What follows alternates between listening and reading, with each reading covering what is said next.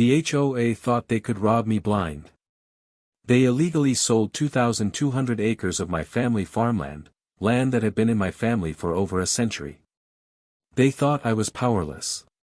But what they didn't know was that I would use their own rules against them. And in the end, I didn't just win, I legally sold their $13 million waterfront mansion. Them why farmland wasn't just dirt and crops, it was history. Generations of blood, sweat, and sacrifice lived in every acre. But one day, without warning, I discovered that the HOA had secretly filed fraudulent paperwork.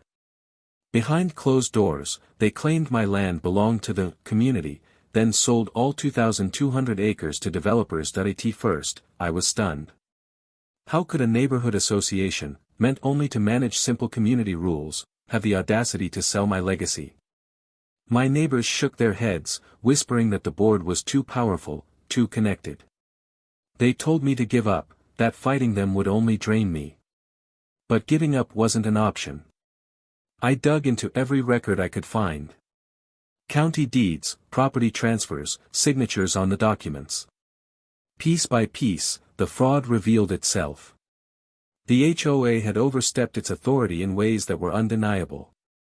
Still, I knew evidence alone wasn't enough. They had lawyers. They had money. They had influence. But while searching through their records, I stumbled on something they had overlooked. Buried deep in their charter was a loophole. At first, it looked like nothing, but as I read closer, I realized this was my weapon. A clause that gave me the right, under certain conditions, to move against the HOA's own assets. And what was their biggest asset?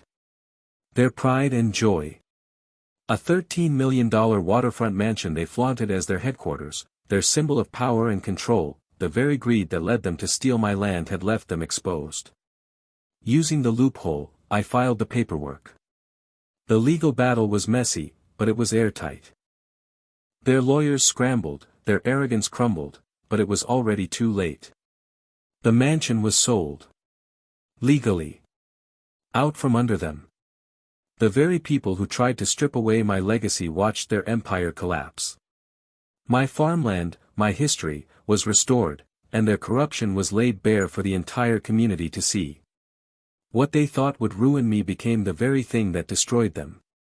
The HOA learned the hardest lesson of all: when you let greed blind you, justice has a way of striking back harder than you could ever imagine. So, what do you think?